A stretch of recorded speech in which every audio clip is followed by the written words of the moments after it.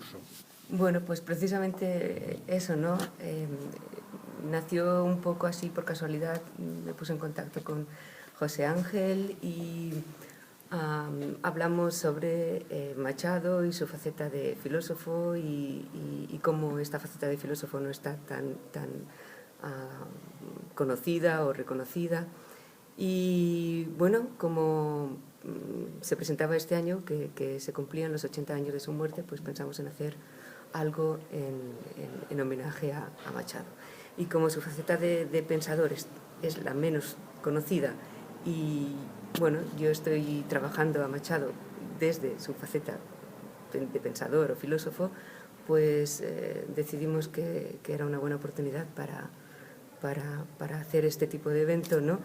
Y posibilitar así un diálogo interdisciplinario dentro de los estudios machadianos en general, ¿no? Presentando pues, a la naturaleza y el alcance de su pensamiento filosófico, ¿no? Y nuevas perspectivas filosóficas que amplíen las posibilidades de acercarse a su pensamiento, a su obra. ¿Qué legado deja Machado como pensador, como filósofo, que está impregnado en toda su obra, entiendo yo? ¿Por dónde tira Machado? ¿Qué nos deja?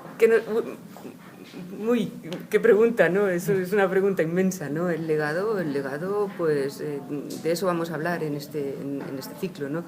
De ese legado que sigue creciendo y que sigue creciendo porque con estas herramientas filosóficas que podemos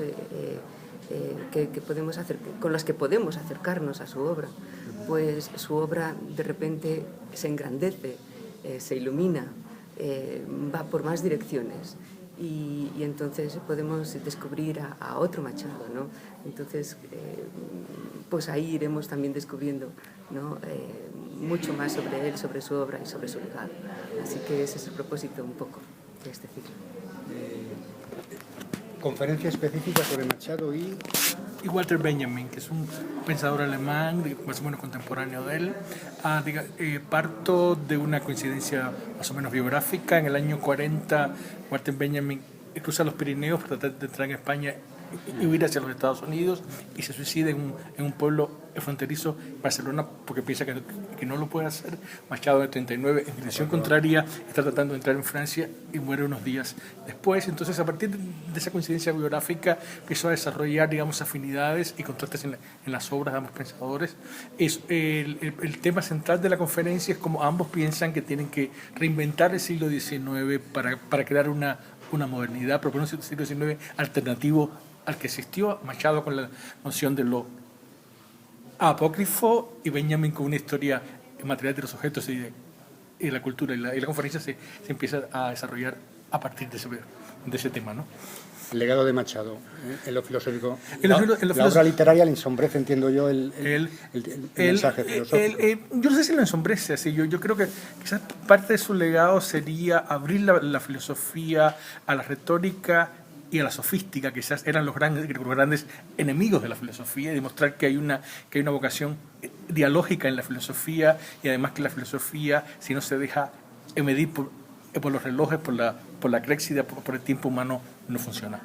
Entonces es un poco eso, ¿no? De volver a llevar la filosofía a la plaza pública y a que se valide ahí. ¿Conseguiremos poner en valor la obra filosófica de Machado? Yo espero que sí. Es una tarea de años. Yo espero que sí. Yo siempre digo que si hubiera nacido quizás en Francia, sería un pensador leído en toda Europa. Simplemente por cómo se distribuyen los conocimientos y los privilegios que se dan, es menos conocido. Pero es tan importante como los pensadores, el poeta más importante, tan importante como Paul Valéry, por ejemplo, que todo el mundo conoce. Me parecía que dentro de un curso sobre Machado Pensador no podíamos obviar su paso por Soria y lo que supuso en la conformación de su pensamiento. Entonces, básicamente, a lo que me voy a referir hoy es a alguna de las personas que él trató en Soria y al tipo de iniciativas sociales que estas personas impulsaban. Y en particular a José María Palacio, todos lo recordamos por el famoso poema, pero mucho más allá del poema, es un periodista estupendo, seguidor de Costa, seguidor de Santiago Ramón y Cajal y de otros regeneracionistas, y educado en la Institución Libre de Enseñanza, igual que el propio Antonio Machado.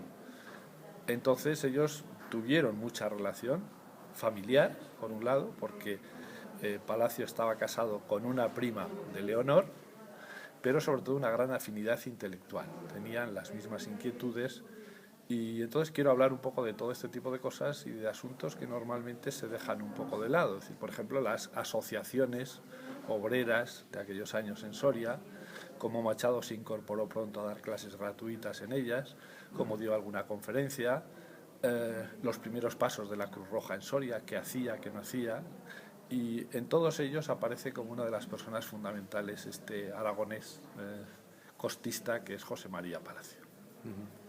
Ese es el contenido fundamental de lo que quiero explicar. El mensaje filosófico de la obra de Machado lo tenemos un poco olvidado.